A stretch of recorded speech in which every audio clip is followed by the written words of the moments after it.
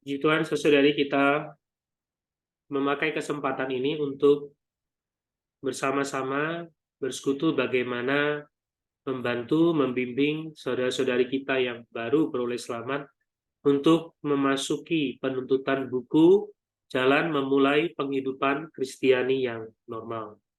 Di dalam buku ini membahas ada 7 poin penting bagaimana seorang Kristen, seorang Kristiani menempuh satu kehidupan yang normal. Poin pertama adalah 4 aspek dasar kehidupan. Poin kedua adalah praktek-praktek Kristiani. Poin ketiga adalah penghidupan Kristiani. Poin keempat adalah penghidupan gereja. Ini di aspek korporat. Poin kelima adalah pelayanan Kristiani. Poin keenam adalah kepercayaan Kristiani. Poin ketujuh adalah pengharapan Kristiani. Baik, kita masuk kepada bahan penuntutan di dalam minggu yang pertama. Di dalam minggu yang pertama, kita masuk kepada poin yang pertama, 4 aspek dasar kehidupan Kristiani. Ini dibahas dari hari pertama sampai hari keempat, yaitu roh kelahiran kembali, firman Allah, bersekutu, dan berbuah. Inilah 4 aspek dasar kehidupan Kristiani. Lalu kita akan masuk kepada poin kedua dari buku penuntutan ini, yaitu praktek-praktek Kristiani yang normal. Kalau kita membaca di dalam penjabarannya hari demi hari, maka praktek-praktek Kristiani yang normal ini bisa dibagi menjadi 2 poin besar. Pertama adalah dipenuhi di dalam roh, kedua adalah persembahan harta. Kemudian, bagaimana dipenuhi di dalam roh? Maka ada 5 praktek-praktek yang normal, yaitu menyeru nama Tuhan, doa baca firman, berdoa bersekutu dengan Allah, berdoa bagi pekerjaan Tuhan, dan membicarakan firman Allah. Baik, namun minggu ini kita hanya membahas 2 poin, yaitu menyeru nama Tuhan dan doa baca firman. Karena ini adalah praktek, maka waktu kita membantu saudari kita di bagian ini, kita perlu penekanan kepada prakteknya. Bukan sekedar hanya menyingkapkan kebenaran firman. Mari kita masuk kepada penjabaran hari demi hari. Pertama adalah perkara aspek dasar kehidupan Kristiani, roh kelahiran kembali. Pertama-tama kita boleh flashback, ya, membawa saudari kita melihat kembali bahwa tujuan Allah menciptakan manusia menurut gambar dan rupanya adalah supaya manusia menjadi bejana untuk menampung diri Allah menjadi ekspresi dan perwakilan. Namun manusia jatuh, sehingga di dalam Efesus pasal 2 ayat 1 dikatakan, kamu telah mati oleh karena pelanggaran-pelanggaran dan dosa-dosa. Apa yang mati? Yaitu roh manusia mati. Namun kita bersyukur pada Tuhan, melalui keselamatan, melalui kita menerima Tuhan Yesus sebagai juru selamat kita, maka kita dilahirkan dari roh. Kita dilahirkan, kita bisa masuk ke dalam kerajaan Allah. Akibatnya adalah apa? Fungsi roh kita dipulihkan kembali. Kita mampu untuk berkontak dengan Allah Sang Roh itu. Seperti dalam Yohanes pasal 4 ayat 24 dikatakan, Allah itu roh. Barang siapa menyembah dia, harus menyembahnya dalam roh dan kebenaran. Sejak kita menerima roh kelahiran kembali, maka kita memiliki kemampuan untuk berkontak, menyembah Allah Sang Roh itu. Maka kita boleh menyimpulkan dengan satu kutipan di dalam hari yang pertama, yaitu seluruh kehidupan Kristiani kita adalah kehidupan yang merawat roh, berpaling ke dalam roh, dan hidup dalam. Dan bagaimana merawat roh? Kita perlu berkontak dengan Tuhan setiap pagi. Doa baca firman, berpaling pada Tuhan, hidup berdasarkan roh. Akhirnya akan membuat kita menang setiap. Inilah seluruh kehidupan Kristiani kita. Maka pada poin ini kita boleh mengingatkan sesudah kita perlu kehidupan setiap hari, mulai dari pagi ya, sampai kepada sepanjang hari. Lalu kita masuk kepada aspek yang kedua, yaitu pada hari kedua mengenai firman Allah.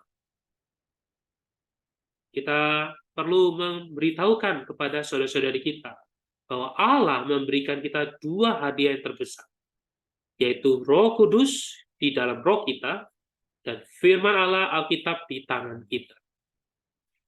Dua hadiah ini adalah untuk bagi keselamatan kita, bagi kepentingan kita. Kalau kita hanya punya Roh Kudus, tetapi kita mengabaikan firman Allah, maka kita akan menempuh kehidupan Kristiani yang salah jalan, tanpa arah.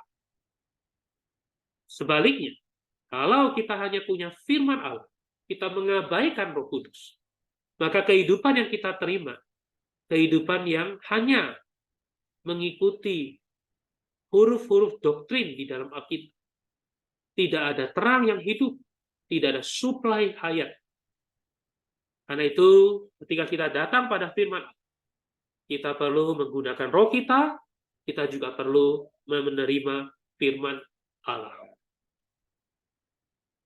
Itulah sebabnya di dalam Yohanes pasal 6 ayat 63 dikatakan, perkataan-perkataan yang kukatakan kepadamu adalah roh dan hayat. Jadi kita perlu menerima perkataan-perkataan firman menggunakan roh kita. Kedua adalah di dalam 2 Timotius 3:16 dikatakan firman Allah ini adalah dihembuskan Allah. Jadi waktu kita menerima firman Allah, kita perlu seperti menghirup Allah masuk ke dalam kita. Kita perlu menerima firman ini. Dengan cara demikian, firman baru bermanfaat, mengajar, menyatakan kesalahan, memperbaiki kelakuan, dan mendidik orang dalam kebenaran. Yang kedua adalah kita perlu melihat bahwa firman Allah juga adalah air susu firman yang murni. Maka kita perlu menikmatinya terus-menerus, setiap hari, supaya kita bisa bertumbuh dan beroleh keselamatan. Khususnya saudari kita yang baru, kita perlu memberitahukan. Sama seperti bayi yang baru lahir. Saudari Anda perlu selalu ingat. Tidak boleh bosan. Tidak boleh mengabaikan. Perlu selalu ingin akan air susu firman yang murni. Kemudian, Matius pasal 4 dikatakan manusia hidup bukan dari roti saja, tapi dari setiap firman yang keluar dari mulut Allah. Artinya kehidupan Kristiani itu perlu disupport, perlu menikmati, perlu menerima firman Allah sebagai makanan rohani kita. Jadi, kita juga boleh mengambil satu kutipan, yaitu di dalam hari yang kedua ini sebagai satu kesimpulan. Kita boleh mengajak saudara kita untuk membaca. Setiap pagi kita perlu membaca Alkitab sambil berdoa. Sepanjang hari kita perlu berdoa menggunakan ayat-ayat di pagi hari yang telah kita tuliskan pada sebuah kartu. Dan setiap malam kita perlu membaca satu pasal Alkitab sehingga kita dipenuhi dengan roh Allah, kita akan penuh dengan hayat Allah, dan akan bertumbuh dalam Kristus.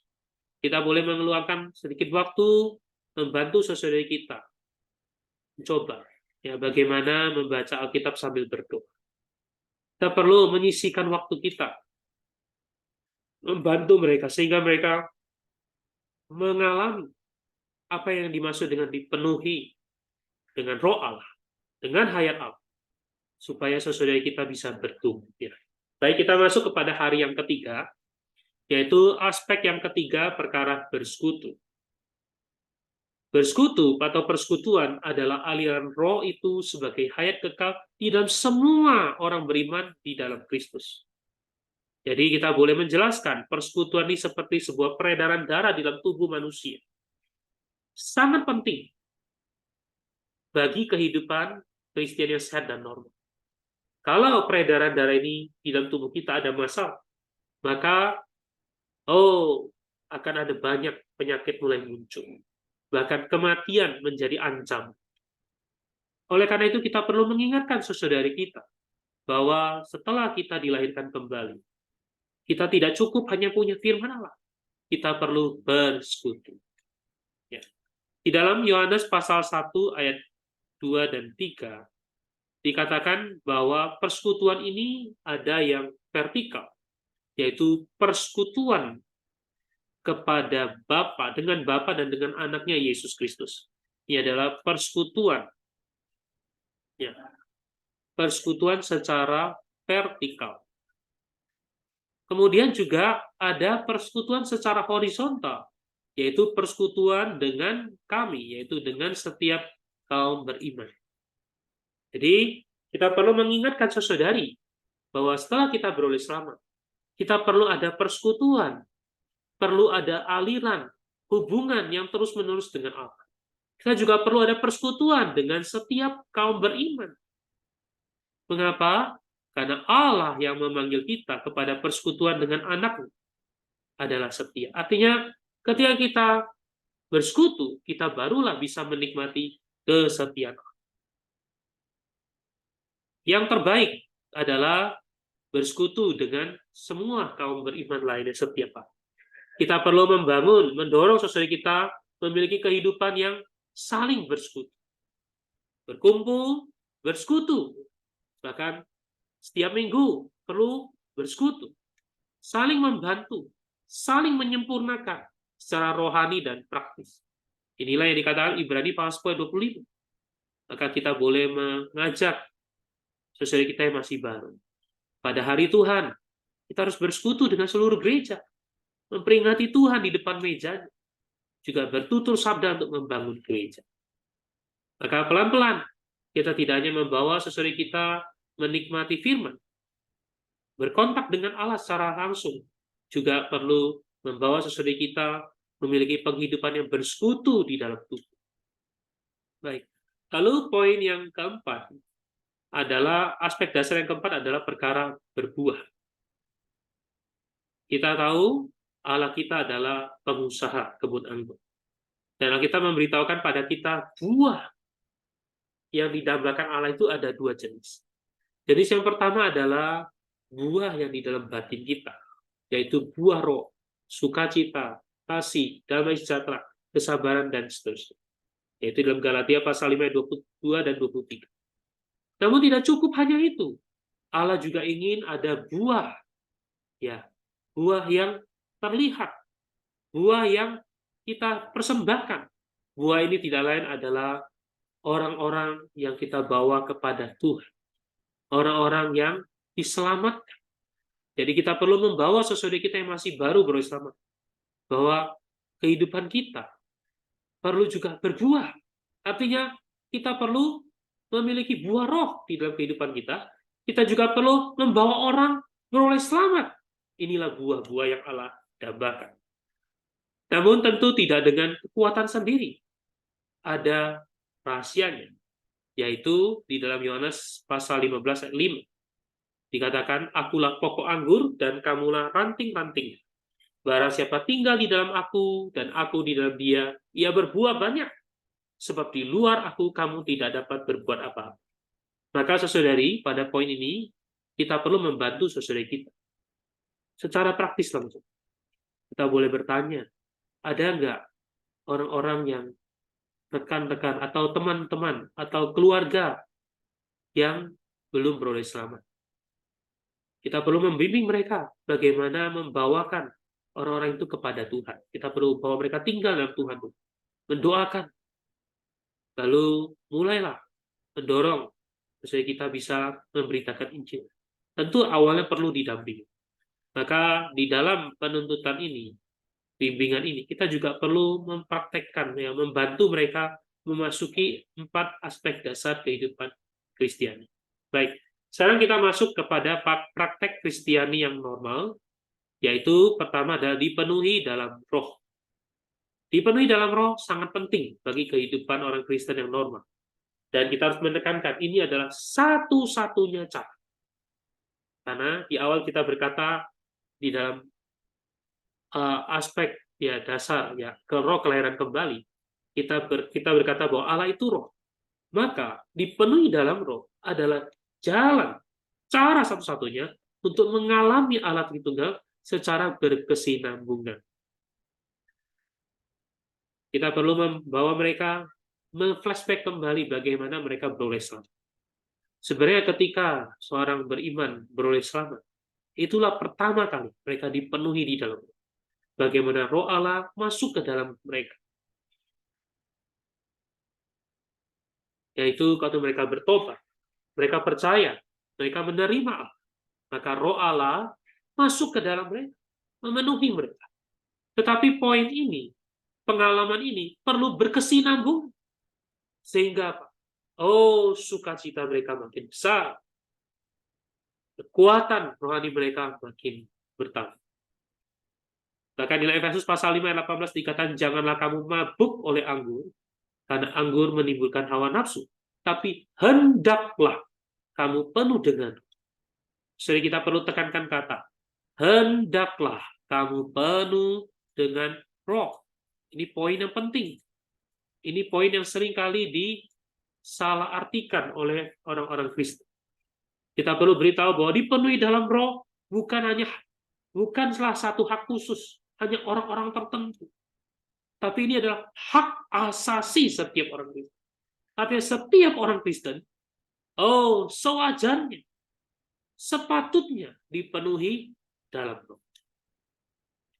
Pada hari kita diselamatkan, kita dipenuhi dalam roh. Ya, maka cara ini perlu terus-menerus, perlu berkesinambungan.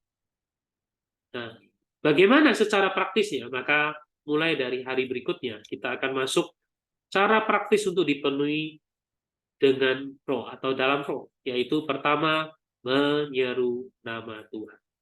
Roma 10 12b sampai 13 dikatakan, Allah yang satu ini Tuhan dari semua orang. Dia kaya bagi semua orang yang berseru kepadanya. Dan barang siapa yang berseru kepada nama Tuhan akan diselamatkan. Kita perlu tekankan kepada saudara kita, ajak mereka mengulang. Allah kaya bagi semua orang yang berseru kepada. Maka seorang yang berseru kepada Tuhan adalah seorang yang diperkaya. Dia menikmati, dia mengalami, dia mengambil bagian dalam roh.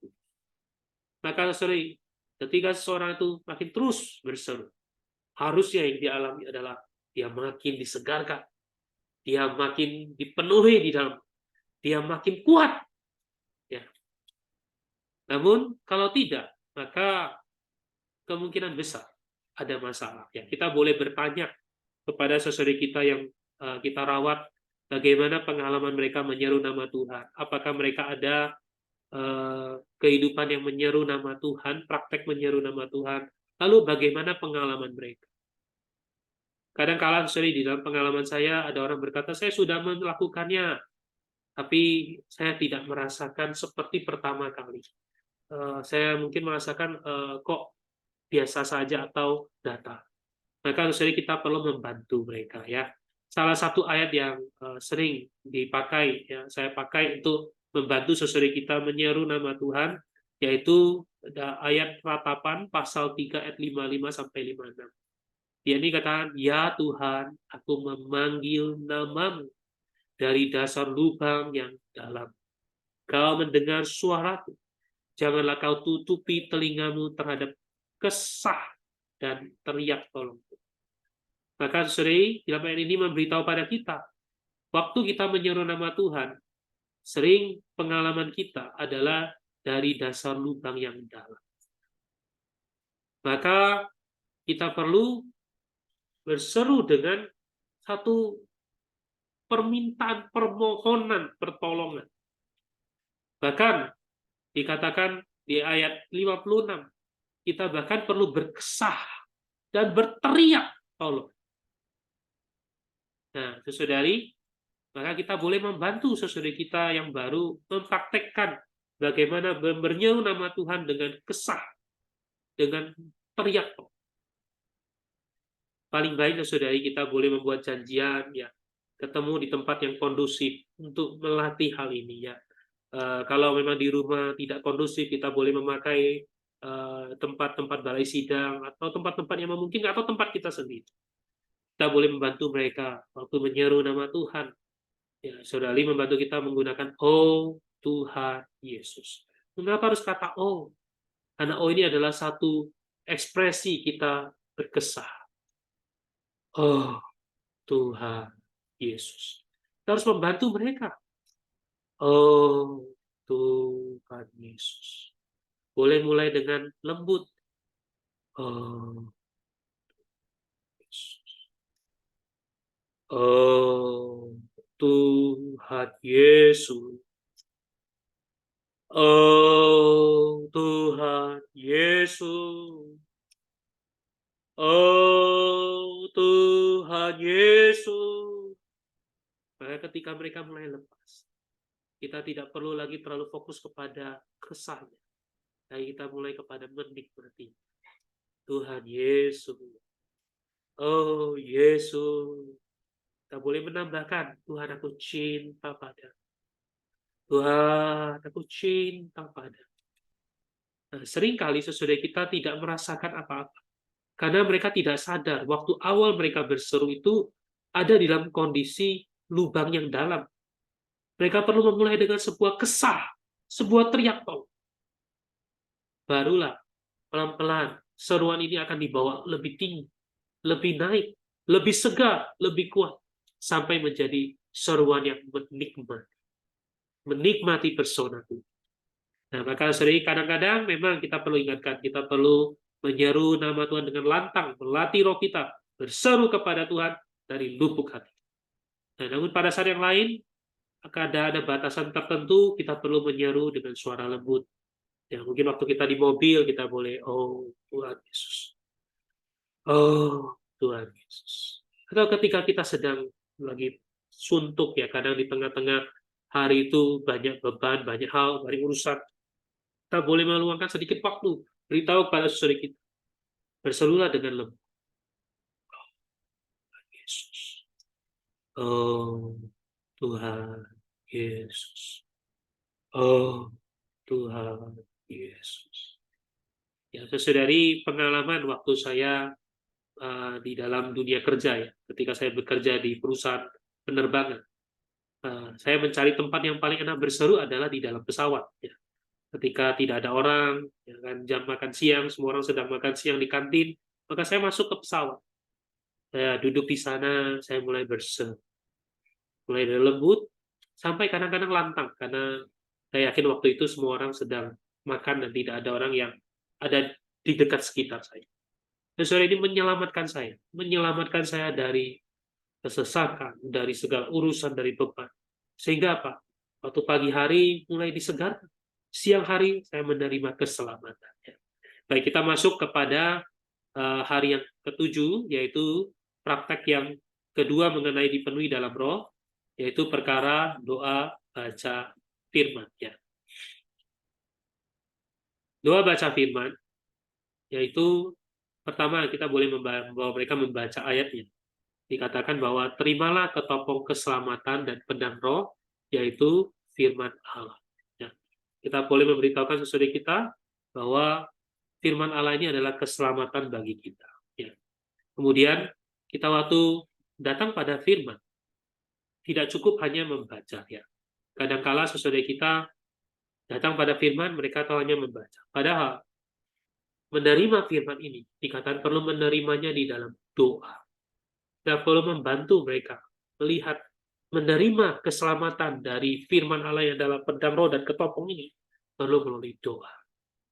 Nah, doa yang bagaimana? Yeremia pasal 15 ayat 6 dikatakan doa ini adalah seperti menikmati. Apabila aku bertemu dengan perkataanmu, aku menikmatinya.